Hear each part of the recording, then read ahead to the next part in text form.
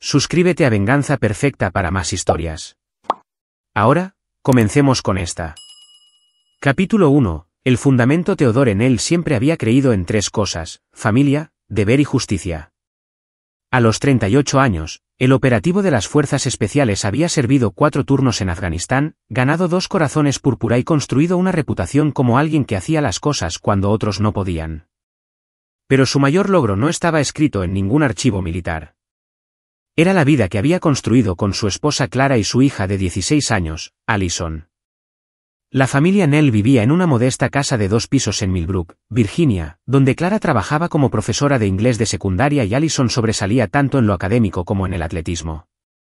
El horario de despliegue de Theodore significaba que se perdía demasiadas cenas y eventos escolares, pero cuando estaba en casa, hacía que cada momento contara.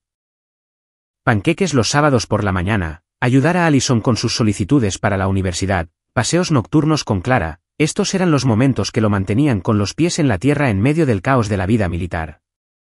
Prométeme que tendrás cuidado, había susurrado Clara la noche antes de su último despliegue a Siria. Yacían en la cama, su cabeza sobre el pecho de él, escuchando los latidos constantes de su corazón. Siempre lo tengo, respondió Theodore, pasando los dedos por su cabello castaño rojizo.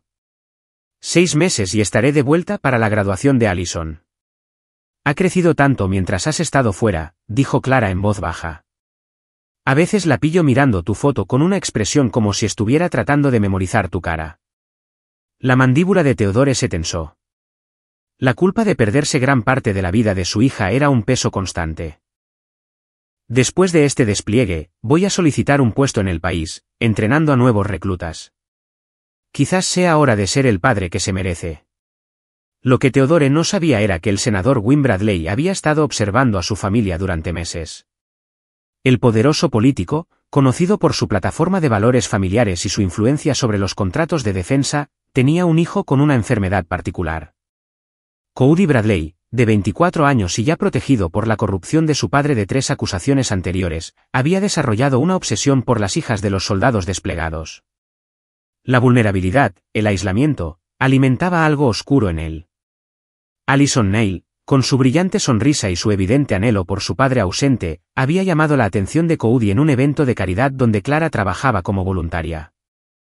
El monstruo comenzó su caza de inmediato. Capítulo 2. La llamada. 3 meses después del despliegue, Theodore dirigía una misión de reconocimiento cerca de Alepo cuando su oficial al mando, el coronel Edwin Kerry, lo encontró en la tienda de comunicaciones de campo. El rostro de Kerry estaba pálido, su habitual porte militar reemplazado por algo que Theodore nunca había visto antes: miedo. Neil, tenemos que hablar. ¿En privado? Theodore siguió a Kerry lejos de los otros soldados, sus instintos ya gritando que algo andaba mal. En 20 años de servicio militar, aprendió a leer las señales cuando se avecinaban malas noticias. Señor. Kerry le entregó un teléfono satelital. Llegó una llamada a través de canales encriptados. Tu esposa está en el Winchester Medical Center. Tu hija. Hizo una pausa, luchando con las palabras. Theodore, está viva, pero apenas. El mundo se inclinó. La mano de Theodore tembló mientras tomaba el teléfono, marcando el número que Kerry le proporcionó. Cuando la voz de Clara llegó, quebrada y hueca, fue como escuchar a un fantasma. Oh, Dios, Ted, lo siento mucho. Debería haberla protegido. Debería haber. Clara, detente. Dime qué pasó. Entre lágrimas y frases fragmentadas, surgió la historia. Allison había estado desaparecida durante 3 días antes de que la encontraran en el sótano de la finca del senador Bradley, inconsciente y brutalizada. Había estado en la biblioteca estudiando para sus exámenes de admisión a la universidad cuando simplemente desapareció. La búsqueda había involucrado al FBI, la policía local, voluntarios, a todos excepto a la única persona que podría haberla ayudado más. El médico dice que sobrevivirá, susurró Clara. Pero Ted, las cosas que le hicieron. No quiere decir quién fue. Pero una de las enfermeras, me dijo algo. Dijo que había visto esto antes de esa familia. Dijo que el chico Bradley le ha hecho esto a otras chicas, pero su padre siempre lo hace desaparecer. La visión de Theodore se nubló de rabia. Senador Win Bradley. Conocía ese nombre. El político que había luchado por recortar los beneficios militares mientras aumentaba las ganancias de los contratistas de defensa. El hombre que hablaba de proteger a los niños de Estados Unidos mientras su propio hijo era un depredador. La voz de Kerry atravesó su furia. Hay algo más. Hice algunas llamadas. Canales no oficiales. El chico Bradley. Esta no es su primera vez. El FBI tiene un archivo, pero ha sido enterrado. Otras 3 chicas en los últimos 3 años. Todas hijas de militares desplegados. Todos los casos se abandonaron misteriosamente. Theodore sintió que algo frío se instalaba en su pecho, reemplazando la rabia ardiente. Esto no fue violencia aleatoria. Era un patrón. Un juego enfermo jugado por una familia poderosa que veía a las familias militares como prescindibles. Coronel, necesito ir a casa. Ya está arreglado. El transporte sale en 2 horas. Kerry le entregó un pequeño maletín negro. Theodore, como tu oficial al mando, tengo que decirte que dejes que el sistema se encargue de esto. Pero como padre, miró a los ojos a Theodore. A veces el sistema necesita ayuda. Dentro del maletín había artículos que oficialmente no existían, equipo de comunicaciones irrastreable, documentación de múltiples identidades y suficientes explosivos C4 para derribar un edificio. El coronel Kerry había servido con Theodore en 3 zonas de combate y sabía exactamente qué clase de hombre estaba enviando a casa. Capítulo 3. Regreso a casa. La UCI del Winchester Medical Center era un lugar que Theodore solo había imaginado en sus peores pesadillas. Ver a Allison conectada a máquinas, con el rostro hinchado y amoratado, casi rompió la disciplina de hierro que lo había sostenido durante 2 décadas de guerra. Clara se sentaba junto a la cama de su hija, sosteniendo su mano y susurrando historias sobre los despliegues de Theodore, tratando de mantener a su familia conectada incluso en este infierno. Se despertó por unos minutos ayer, dijo Clara cuando lo vio. Preguntó si ibas a volver a casa. Theodore se arrodilló junto a la cama, tocando suavemente la frente de Allison. Estoy aquí ahora, cariño. Papá está aquí. El informe médico completo pintaba un cuadro de tortura sistemática. Allison había estado retenida durante 3 días, drogada para mantenerla sumisa y sometida a horrores que la perseguirían de por vida. Pero era fuerte. La hija de Theodore era una luchadora. Los médicos dijeron que se recuperaría físicamente, aunque las cicatrices psicológicas tardarían años en sanar. La doctora Patricia Mahoney, la médica principal de Allison, llevó a Theodore a un lado más tarde esa noche. Era una mujer de unos 50 años con ojos cansados y una manera que sugería que había visto demasiado. Señor Neil, su hija no es mi primera paciente de esa familia. He tratado a otras 3 chicas en los últimos 2 años con lesiones similares. Cada vez, las familias fueron presionadas para guardar silencio. Se pagaron acuerdos. Los registros se sellaron. Y las chicas fueron reubicadas en otros estados. ¿Por qué me dice esto? Porque usted es militar. Porque tengo una hija propia. Y porque alguien tiene que detener esto antes de que haya una 5ª víctima. Le entregó una tarjeta de presentación. La doctora Lindsay Stafford es una consejera de trauma que se especializa en estos casos. Ha ayudado a las otras familias y tiene información que la policía no compartirá con usted. Esa noche, Theodore se sentó en su habitación de hotel e hizo una serie de llamadas telefónicas, a sus antiguos compañeros de las fuerzas especiales esparcidos por todo el mundo, a contactos de inteligencia que le debían favores, a personas que existían en las áreas grises entre lo legal y lo necesario. Al amanecer, tenía una imagen completa del imperio de corrupción de la familia Bradley. El senador Wendell Bradley controlaba 3 comités clave del Senado y había acumulado poder a través de una red de favores, chantajes y contribuciones estratégicas de campaña. Su hijo, Cody, era un desertor de Harvard con un expediente juvenil sellado y conexiones con casos similares en varios estados. La familia poseía propiedades en 6 estados, todas con sótanos aislados y habitaciones insonorizadas. Pero lo más importante, Theodore se enteró del evento de caridad que tendría lugar en 2 días, una recaudación de fondos para familias de veteranos en la finca de los Bradley. El mismo evento donde Cody había visto por primera vez a Allison, el mismo sótano donde había estado retenida. Mientras el sol salía sobre Virginia, Theodore Neil comenzó a planificar la misión más importante de su vida. No se trataría de justicia a través de los tribunales o las fuerzas del orden. Se trataría de un padre protegiendo a su hija y asegurándose de que la familia Bradley nunca volviera a lastimar a otro niño. La guerra estaba llegando a casa. Capítulo 4. Construyendo el caso. El consultorio de la doctora Lindsay Stafford estaba ubicado en una casa victoriana convertida en el centro de la ciudad, elegida deliberadamente para que se sintiera más como un hogar que como un entorno clínico. Cuando Theodore llegó a su reunión, encontró a una mujer de unos 40 años con una aguda inteligencia detrás de sus gafas y una carpeta lo suficientemente gruesa como para servir de prueba en un juicio por asesinato. Señor Neil, lo que estoy a punto de mostrarle no existe oficialmente, dijo, cerrando las persianas y echando la llave a la puerta. He estado documentando un patrón durante 3 años, desde que traté a mi primera víctima de la familia Bradley. Los archivos contenían fotografías, registros médicos y testimonios de 4 mujeres jóvenes, todas hijas de personal militar desplegado. Sarah Patterson, cuyo padre estaba sirviendo en Irak cuando desapareció durante una semana, solo para ser encontrada en una cabaña de caza propiedad de los Bradley. Jessica Weber, secuestrada mientras su madre estaba en el trabajo y su padre en Afganistán. El patrón era nauseabundamente claro.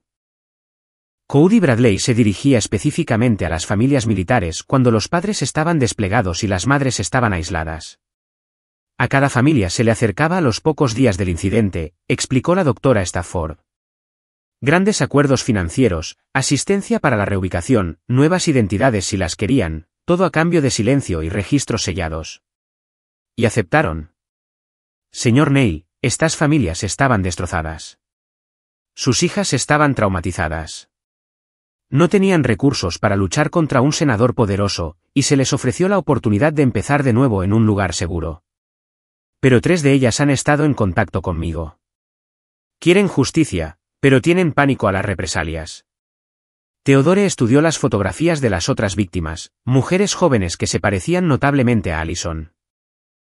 Todas morenas, todas entre 15 y 17 años, todas con esa combinación particular de inocencia y adultez emergente que había atraído la atención del depredador. Hay algo más, continuó la doctora Stafford. He estado trabajando con una periodista de investigación llamada Ashley Stark. Lleva 2 años construyendo un caso contra los Bradley, pero necesita más pruebas, algo concreto que no pueda ser enterrado o desestimado.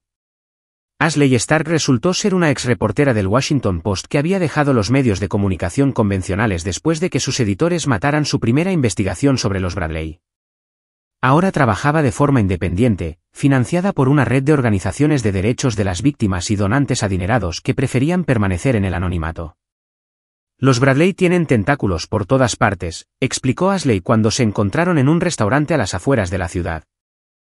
Wendell tiene jueces, fiscales y funcionarios del FBI en su bolsillo. Pero hay una debilidad en su red. Se han vuelto arrogantes. Cody no solo agrede a estas chicas. Lo graba. Vídeos de trofeos que guarda en una colección personal. Las manos de Theodore se apretaron alrededor de su taza de café. ¿Cómo sabes esto?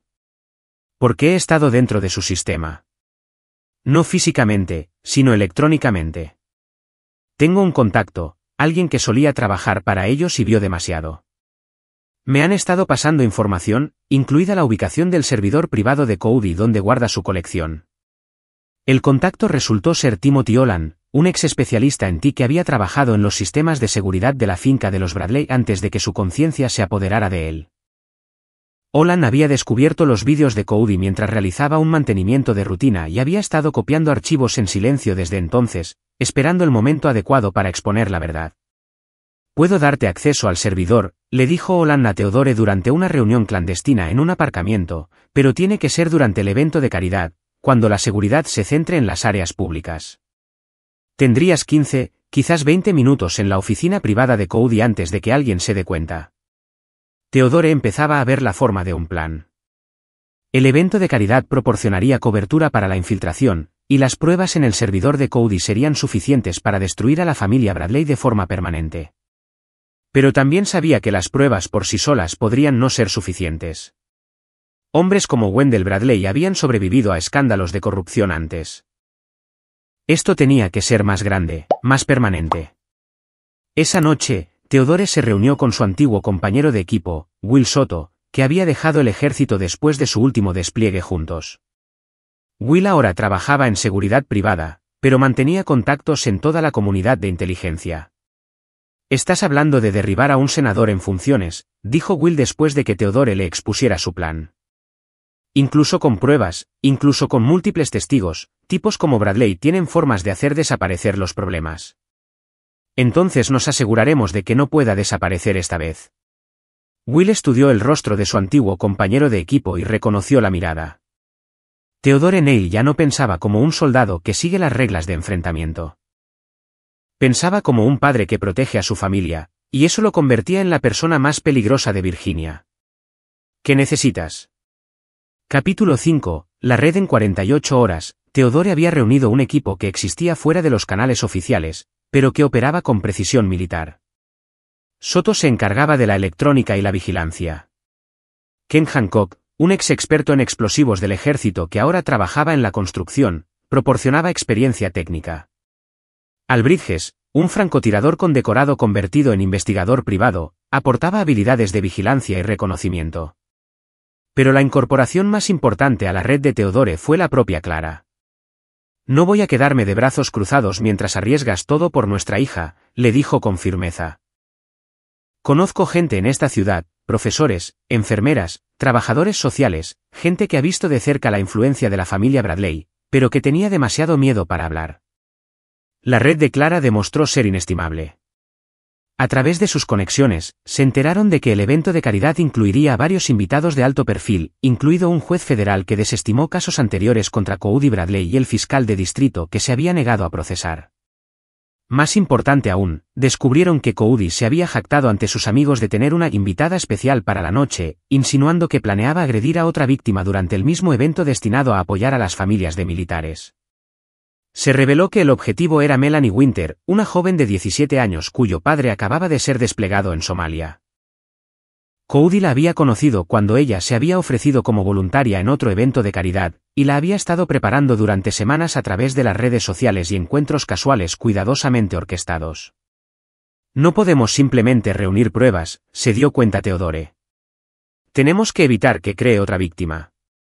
El plan evolucionó hacia algo más complejo. Infiltrarían el evento de caridad, accederían a los archivos de pruebas de Cody, evitarían el asalto planeado a Melanie Winter y se asegurarían de que tanto Cody como su padre se enfrentaran a consecuencias que no pudieran ser apeladas o desestimadas. La investigación de Ashley Stark había revelado que el poder del senador Bradley se basaba en algo más que conexiones políticas. Estaba involucrado en un fraude de contratos de defensa, utilizando sus puestos en los comités para adjudicar contratos lucrativos a empresas que le pagaban a través de complejos esquemas de blanqueo de dinero. El esquema involucraba organizaciones benéficas falsas, cuentas en el extranjero y una red de funcionarios corruptos que se extendía mucho más allá de Virginia. «Si podemos conectar los crímenes de Cody con la corrupción de Wynn», explicó Ashley, «creamos un caso que es demasiado grande para enterrarlo». Los fiscales federales no podrán ignorar un fraude de esta escala, especialmente cuando está conectado a crímenes contra familias de militares. Timothy Holland proporcionó planos detallados de la finca de los Bradley, incluidos los protocolos de seguridad, las posiciones de las cámaras y la ubicación del servidor privado de Cody. El servidor estaba en su oficina personal en el segundo piso, protegido por un sistema de seguridad independiente que Holland había ayudado a diseñar. «La ironía es hermosa», dijo Holland con sombría satisfacción. «Construí ese sistema para que fuera impenetrable desde el exterior, pero también construí puertas traseras que solo yo conozco». Wendell nunca imaginó que la persona que protegió los secretos de su hijo sería finalmente la que los expondría. El evento de caridad estaba programado para el sábado por la noche. Para el viernes, el equipo de Theodore había establecido posiciones de vigilancia alrededor de la finca de los Bradley, confirmado la lista de invitados e identificado la ventana óptima para su operación. Pero a medida que se acercaba el sábado, Theodore se encontró pensando menos en los aspectos técnicos de la misión y más en lo que significaba. «No dejo de pensar en lo que dijo Allison cuando finalmente habló conmigo ayer», le dijo a Clara mientras se preparaban para lo que estaba por venir. Dijo que no estaba enfadada con los hombres que la lastimaron. Estaba enfadada consigo misma por no ser lo suficientemente fuerte para detenerlos. «¿Qué le dijiste?». Que la fuerza no consiste en ser capaz de luchar contra los monstruos. Consiste en sobrevivir a lo que te hacen y elegir seguir viviendo de todos modos. Pero también le prometí que nunca más tendría que tener miedo de estos monstruos en particular. Clara le tomó la mano. Pase lo que pase mañana, lo hacemos juntos. Por Allison y por todas las demás hijas que merecen sentirse seguras. A medida que se acercaba la noche del sábado, Theodore Nell se preparó para la misión más importante de su vida. No como un soldado al servicio de su país, sino como un padre que protege a su familia y se asegura de que se haga justicia cuando el sistema falla. Capítulo 6. En la guarida del león, la finca de los Bradley bullía con el caos controlado de un evento benéfico de la alta sociedad. Coches negros dejaban a los invitados vestidos de gala, mientras que el personal de seguridad con trajes negros mantenía posiciones discretas por todo el recinto. Los camareros circulaban con champán y canapés mientras la música de un cuarteto de cuerda flotaba sobre el césped bien cuidado. Theodore entró por la puerta principal utilizando las credenciales que Timothy Holland le había proporcionado. Figuraba como David Jenkins, un contratista militar interesado en apoyar a las familias de los veteranos. Su smoking ocultaba equipos de comunicación y herramientas que habrían impresionado a sus antiguos compañeros de las fuerzas especiales. Clara llegó por separado como coordinadora de voluntarios, ya que su red de profesores le había proporcionado acceso legítimo al comité de planificación del evento. Se movía entre la multitud con soltura, recopilando información y posicionándose cerca de los objetivos. El senador Wendell Bradley presidía la escena cerca de la entrada principal, su cabello plateado y su imponente presencia atraían admiradores como polillas a una llama. A sus 62 años, irradiaba la confianza de un hombre que nunca se había enfrentado a consecuencias reales por sus acciones. Hablaba apasionadamente de apoyar a las familias de los militares mientras su hijo merodeaba por el evento en busca de presas. Cody Bradley tenía 24 años, pero se comportaba con la arrogancia de quien nunca le han dicho no. Era guapo de una manera convencional, el tipo de hombre al que se le han dado todas las ventajas en la vida y que ha pervertido esos dones en una herramienta para causar dolor. Theodore lo observaba trabajar entre la multitud, identificando objetivos vulnerables y aislándolos lentamente de los círculos sociales protectores. Objetivo adquirido, llegó la voz de Soto a través del auricular de Theodore. Estaba posicionado en un camión de catering fuera de la finca, monitorizando las cámaras de seguridad y las comunicaciones. Cody se dirige hacia la morena del vestido azul cerca de la fuente. Melanie Winter estaba sola junto a la ornamentada fuente, consultando su teléfono con la energía nerviosa de alguien que no estaba segura de pertenecer a un evento tan elegante. A sus 17 años, poseía la misma combinación de inocencia y adultez emergente que había atraído la atención de Cody hacia sus víctimas anteriores. Theodore comenzó a moverse entre la multitud, cronometrando su acercamiento para cruzarse con el camino de Cody. Pero mientras navegaba entre los grupos de invitados, notó algo que le heló la sangre. Había otra joven siendo aislada cerca del área del jardín, una pelirroja que no podía tener más de 16 años, siendo guiada lejos de la fiesta principal por un hombre mayor bien vestido que Theodore no reconoció. «Tenemos un problema», susurró en su micrófono. «Aquí está ocurriendo una segunda operación». La voz de Clara llegó de inmediato. «La veo. Pelo rojo, vestido morado. Es la hija del capitán Martínez. Fue desplegado a Corea hace 3 semanas. Alguien planeó esto». La revelación golpeó a Theodore como un golpe físico. No se trataba solo de la enfermedad individual de Cody Bradley. Se trataba de una red de hombres poderosos que intercambiaban víctimas como mercancías, utilizando sus posiciones para protegerse mutuamente mientras se aprovechaban de las familias de los militares cuando eran más vulnerables. Al Bridges, posicionado como fotógrafo invitado, lo había estado documentando todo. Cuento al menos 6 invitados de alto perfil que han tenido acusaciones de corrupción en el pasado. El juez federal Hastings, el fiscal de distrito Alfred Hastings, el contratista de defensa Nathaniel Turner. Esto no es un evento benéfico. Es una tapadera para una operación de tráfico. La misión se volvió de repente mucho más compleja. No solo estaban exponiendo los crímenes de una familia. Estaban descubriendo una conspiración que llegaba a los niveles más altos de la estructura de poder de Virginia. Pero la prioridad inmediata seguía siendo salvar a las 2 jóvenes que estaban a punto de convertirse en víctimas. Theodore dividió su atención entre el acercamiento de Cody Bradley a Melanie Winter y el hombre desconocido que conducía a la hija del capitán Martínez hacia el laberinto del jardín de la finca. La sincronización tendría que ser perfecta. «Kent, ¿estás en posición?», preguntó a través de su auricular. «Afirmativo. Tengo a la vista la sala de servidores. La puerta trasera de Timothy está activa y estoy listo para moverme cuando des la señal. Ashley, ¿cuál es tu estado?».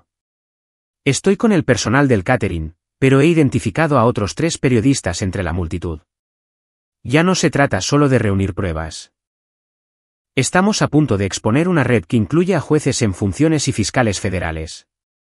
Theodore llegó a Melanie Winter justo cuando Cody Bradley se acercaba desde la otra dirección. La joven levantó la vista cuando ambos hombres llegaron simultáneamente, la confusión clara en su rostro. «Melanie», dijo Theodore con una cálida sonrisa.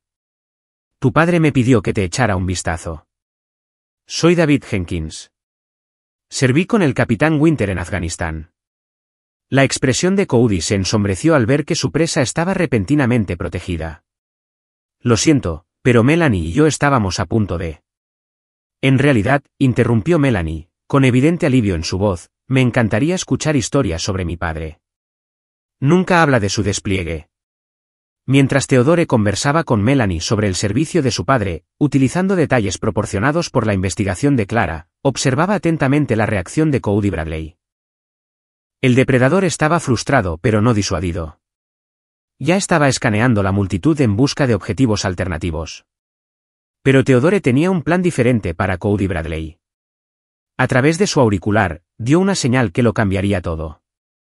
«Todas las unidades, ejecuten».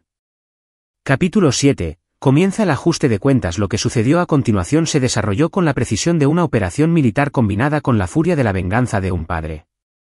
Ken Hancock se movió a través de los pasillos de servicio de la finca utilizando los códigos de acceso de seguridad de Timothy Holland. En cuestión de minutos, había llegado a la oficina privada de Cody y había comenzado a descargar terabytes de pruebas de un servidor oculto. Los archivos no solo contenían vídeos de las agresiones de Cody, sino también registros detallados de toda la red, perfiles de víctimas, pagos de protección y comunicaciones entre hombres poderosos que coordinaban sus crímenes. Mientras tanto, Clara se había posicionado para interceptar a la chica pelirroja que era conducida hacia el laberinto del jardín. Usando su autoridad como maestra y sus instintos maternales, simplemente se acercó a la chica y al hombre mayor que la acompañaba. «Disculpe, pero, ¿no es usted Sara Martínez? Fui profesora de su hermana en Jeffersonic. Su madre me pidió que la buscara esta noche. Está preocupada porque no pudo comunicarse con usted por teléfono». El hombre mayor, identificado más tarde como el contratista de defensa Nathaniel Turner, trató de mantener su actitud tranquila. «Lo siento, pero íbamos a discutir algunas oportunidades de becas para las solicitudes universitarias de Sara». «Qué maravilloso», respondió Clara con una brillante sonrisa que no llegó a sus ojos. «Estoy segura de que a su madre le encantaría escuchar eso. De hecho, déjeme llamarla ahora mismo para que pueda unirse a nosotros». Mientras Clara dejaba claro que Sara no se iría con Turner, Theodore continuó su conversación con Melanie Winter mientras la alejaba sutilmente de Cody Bradley. Pero Cody no se rendía fácilmente. Los estaba siguiendo, claramente planeando esperar otra oportunidad. Fue entonces cuando Theodore decidió acelerar el cronograma. «Cody Bradley», dijo lo suficientemente alto como para que los invitados cercanos lo oyeran. «Creo que conoces a mi hija, Allison Neil». El color desapareció del rostro de Cody cuando de repente se dio cuenta de quién era Theodore. A su alrededor, la conversación comenzó a morir mientras otros invitados sentían la tensión en el aire. «Lo siento, no sé de qué estás hablando», tartamudeó Cody, pero su lenguaje corporal gritaba culpabilidad. «¿En serio? Porque ella te conoce muy bien.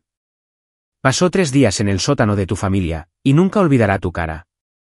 Para entonces, un círculo de invitados se había formado a su alrededor, incluidos varios periodistas que habían asistido al evento para sus propias investigaciones. Theodore había programado esta confrontación a la perfección, máximos testigos, múltiples cámaras y ningún lugar a donde Cody pudiera huir. «Estás loco», dijo Cody, su voz subiendo de tono. «¿Seguridad? Este hombre me está amenazando». Pero los guardias de seguridad no respondían porque Bilto había comprometido su sistema de comunicación.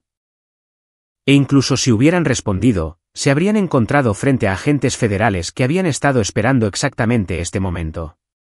Porque la investigación de Ashley Stark no solo se había tratado de reunir pruebas. Había estado coordinando con fiscales federales que habían estado construyendo su propio caso contra la red Bradley. El evento de caridad proporcionó la oportunidad perfecta para arrestar a múltiples conspiradores simultáneamente mientras se aseguraban pruebas que no podían ser destruidas u ocultadas. Cody Bradley, anunció la agente del FBI Roxanne Allen mientras se abría paso entre la multitud con un equipo de agentes federales. Estás bajo arresto por tráfico de personas, agresión sexual y conspiración. El arresto fue transmitido en vivo en las redes sociales por múltiples asistentes, incluidos varios periodistas que habían estado documentando el evento. En cuestión de minutos, la historia era tendencia a nivel nacional con hashtags como Bradley Conspiracy y Justice for Military Families. Pero Theodore no había terminado.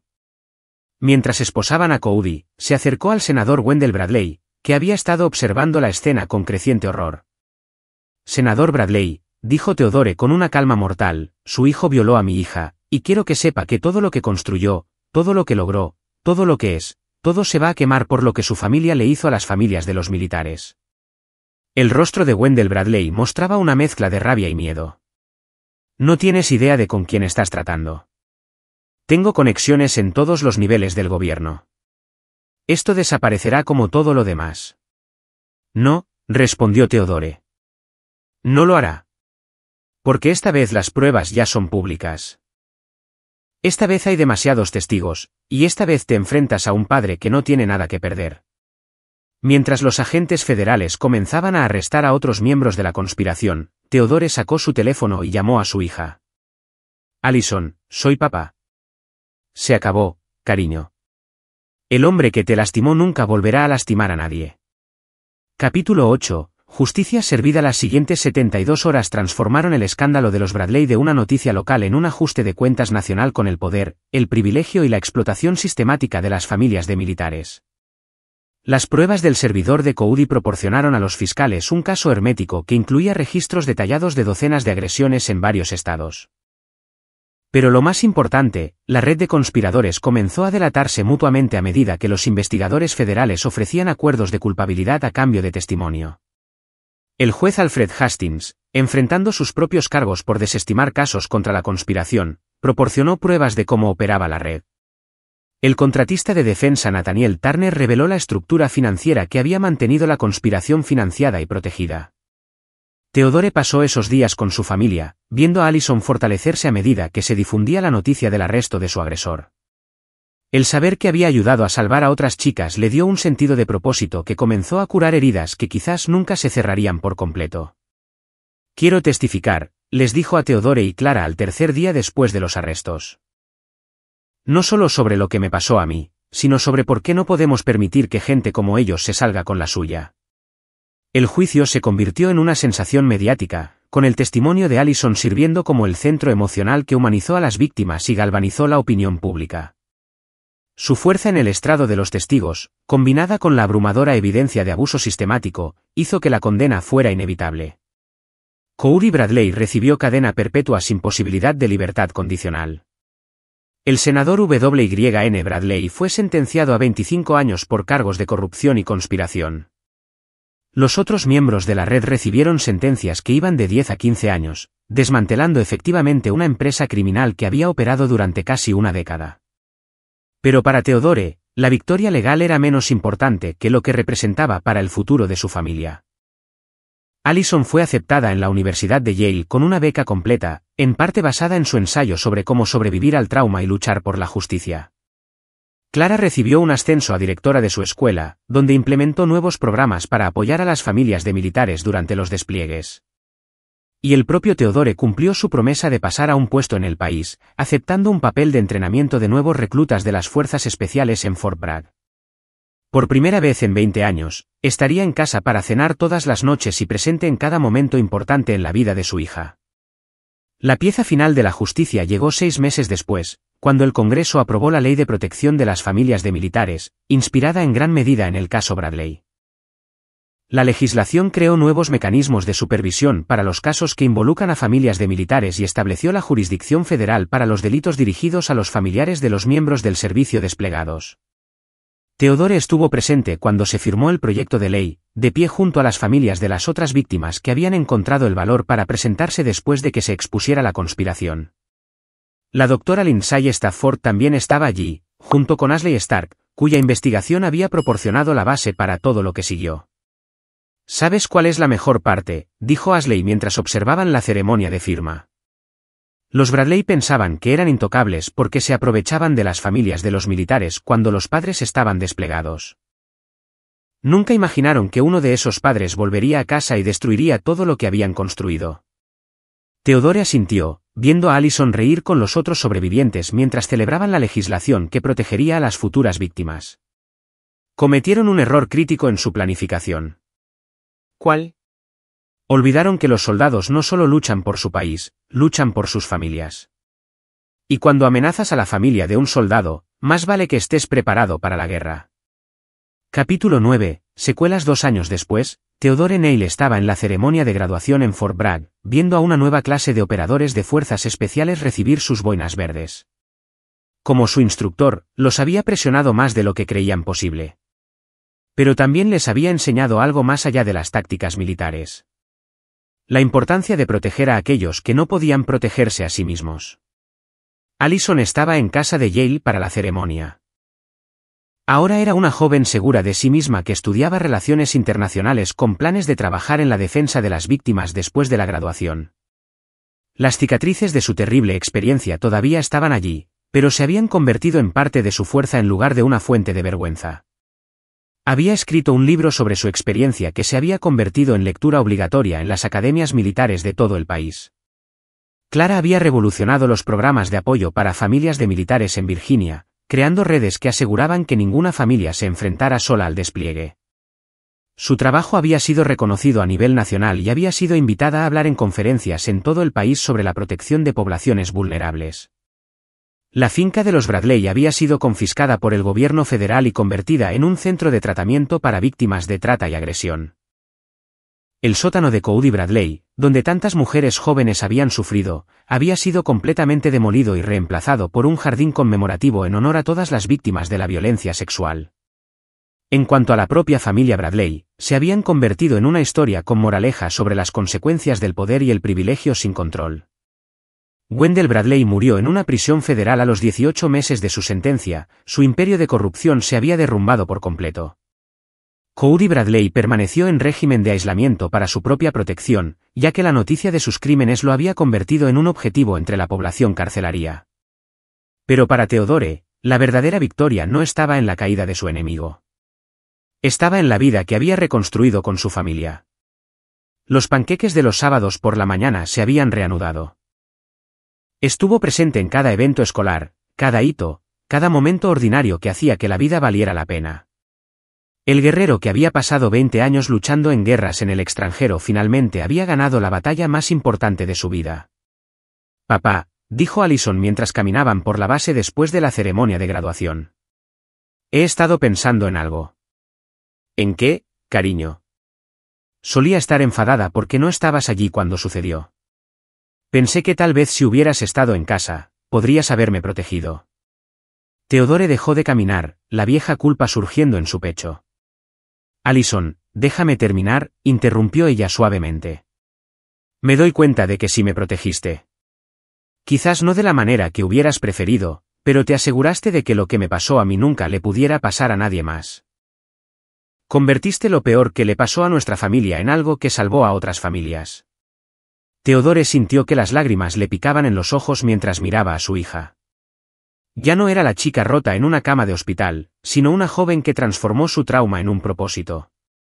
Tu madre y yo, solo hicimos lo que hacen los padres. Protegimos a nuestro hijo. No, papá. Hiciste lo que hacen los héroes. Te aseguraste de que se hiciera justicia y de que los inocentes estuvieran protegidos. Ella sonrió, la misma expresión brillante que había iluminado su vida desde el día en que nació. Estoy orgullosa de ser tu hija. Mientras continuaban caminando por la base, Theodore reflexionó sobre el viaje que los había llevado a este momento. Había servido a su país durante 20 años, pero no fue hasta que luchó por su familia que realmente entendió lo que significaba ser un protector.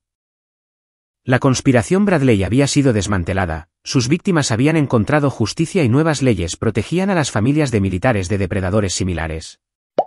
Pero lo más importante, la familia Neil había sobrevivido y se había fortalecido junta. Theodore Neil había cumplido su promesa a su hija.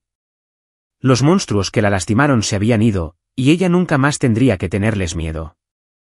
En un mundo donde la justicia a menudo era esquiva y los poderosos se aprovechaban de los vulnerables, un padre había demostrado que a veces, cuando el sistema falla, los individuos deben dar un paso al frente para arreglar las cosas.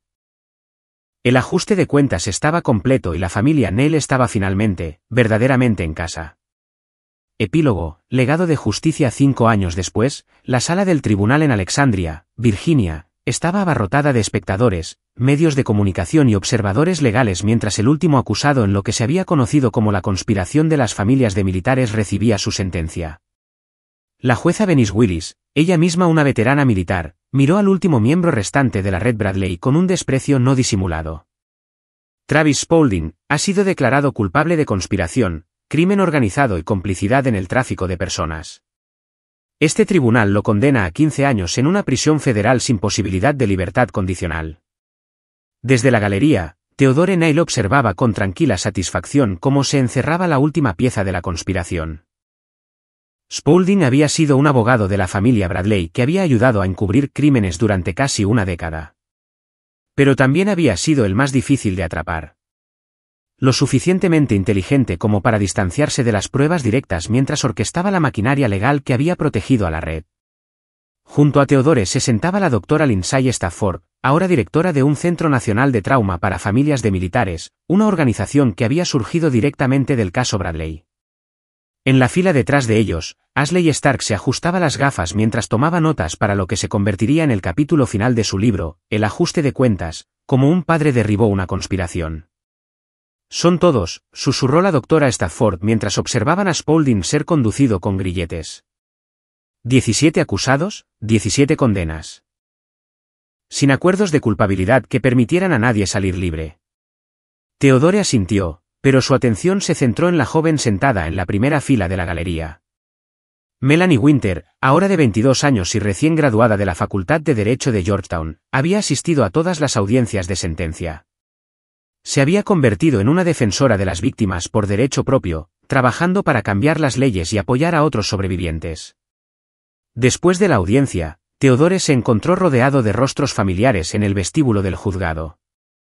Will Soto, que ahora dirigía una empresa de seguridad privada especializada en la protección de familias de militares, le dio una palmada en el hombro a su antiguo compañero de equipo.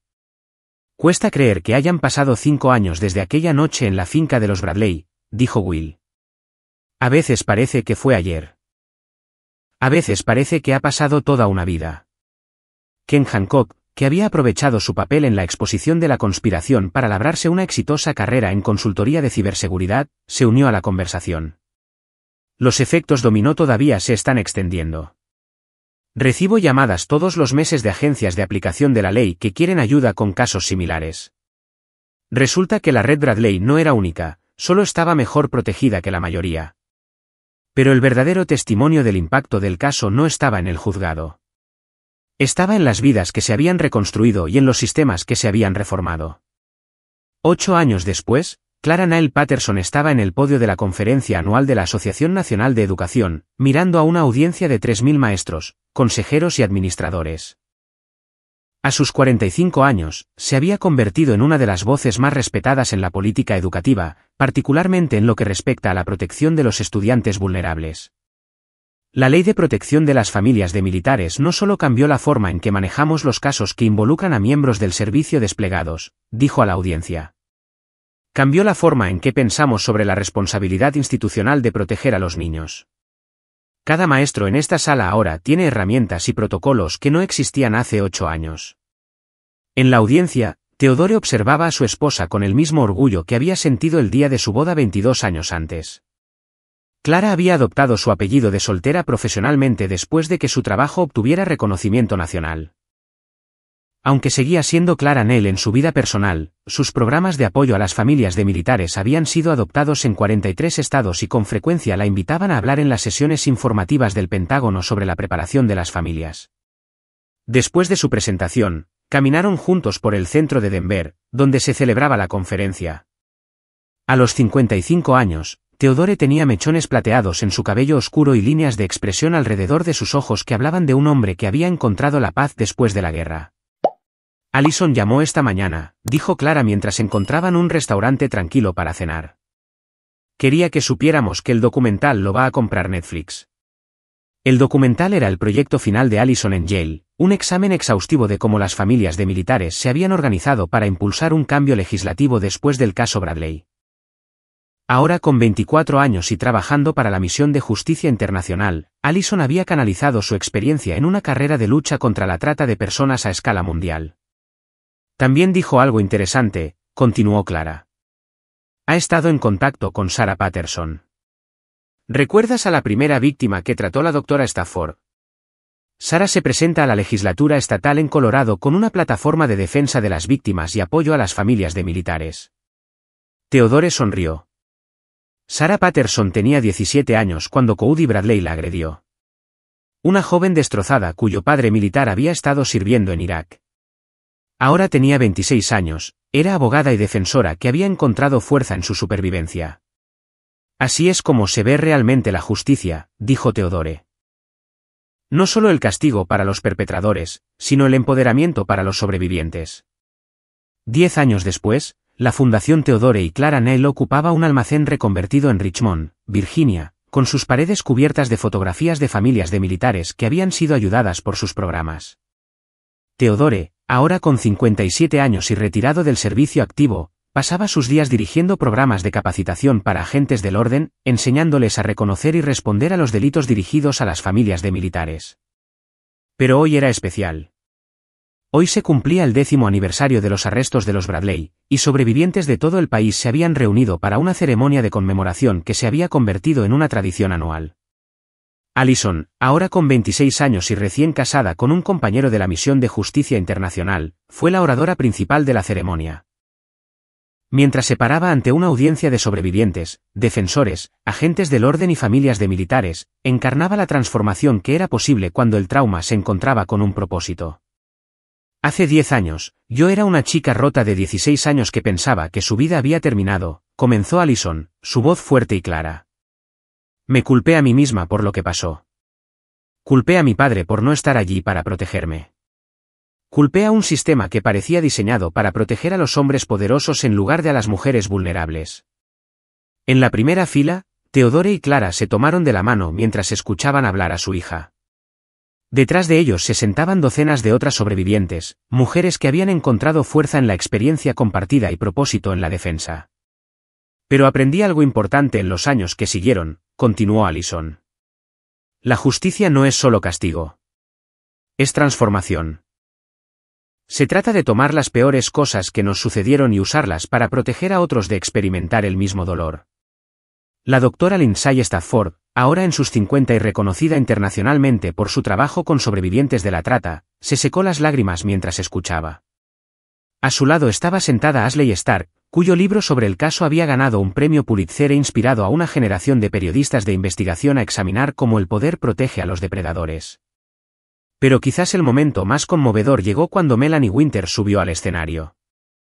Ahora con 27 años y fiscal federal especializada en delitos contra niños, se había convertido en una de las defensoras más eficaces del sistema de justicia. Se suponía que yo sería la última víctima de Cody Bradley, dijo simplemente. En cambio, me convertí en su caída. No porque fuera valiente o fuerte, sino porque personas como Theodore y Clara Nell se negaron a dejar que el mal se escondiera detrás del poder y el privilegio. 15 años después, el aula de West Point estaba en silencio mientras Theodore, ahora de 62 años y profesor invitado, terminaba su presentación sobre ética en operaciones especiales. Los cadetes ante él representaban la próxima generación de líderes militares.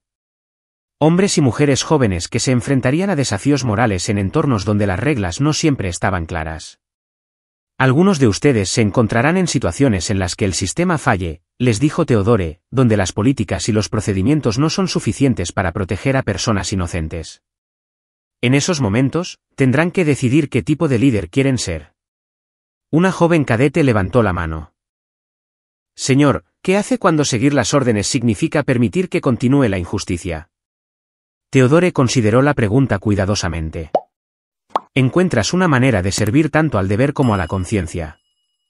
Usas todas las herramientas a tu disposición, canales legales, atención de los medios, presión pública, lo que sea necesario para garantizar que se haga justicia. Pero nunca olvidas que tu deber último es proteger a las personas inocentes, incluso cuando eso es difícil o peligroso. Después de la clase, Theodore caminó por el campus con el coronel Benny Taylor, un viejo amigo que ahora se desempeñaba como jefe del departamento de ética de la academia. A los 68 años, Taylor había servido en 3 guerras y entendía las complejidades del liderazgo moral en un mundo imperfecto. El caso Bradley se ha convertido en estudio obligatorio en los cursos de ética en todas las academias de servicio, le dijo Taylor. No solo por lo que hiciste, sino por cómo lo hiciste. Encontraste una manera de servir a la justicia sin abandonar tus principios. Esa noche, Theodore llamó a Clara desde su habitación de hotel. Ella estaba en casa en Richmond preparándose para otra conferencia sobre sistemas de apoyo a las familias de militares. ¿Cómo está Allison?, preguntó. Emocionada con el nuevo puesto. La misión de justicia la envía a Bélgica para ayudar a coordinar los esfuerzos europeos contra la trata. Y está embarazada. Vamos a ser abuelos. Theodore sonrió. Allison y su esposo James habían estado intentando durante un año formar su familia. La idea de convertirse en abuelo lo llenó de alegría y esperanza. Una nueva generación que crecería en un mundo más seguro gracias a su sacrificio. ¿Alguna noticia sobre la serie documental? La compró HBO. Quieren hacer una serie de 5 partes siguiendo a diferentes familias afectadas por el caso. Allison ha aceptado ser productora ejecutiva. La serie documental, titulada provisionalmente Cuando la justicia duerme, examinaría no solo la conspiración Bradley, sino casos similares en todo el país. En los 15 años transcurridos desde los arrestos de los Bradley, se habían descubierto y procesado más de 200 casos relacionados, lo que sugiere que la red había sido parte de un patrón de explotación mucho más amplio. 20 años después, el servicio conmemorativo del senador Wendell Bradley atrajo solo a un puñado de asistentes a un pequeño cementerio a las afueras de Richmond. Bradley había muerto en una prisión federal después de cumplir 15 años de su sentencia de 25 años. Su salud, quebrantada por 2 décadas de encarcelamiento y el peso de sus crímenes. Theodore no asistió al servicio, pero leyó sobre él en el periódico más tarde ese día. El artículo mencionaba que los parientes sobrevivientes de Bradley se habían negado a hacer declaraciones públicas y que su patrimonio, lo poco que quedaba después de la confiscación de activos federales, había sido donado a organizaciones de defensa de las víctimas.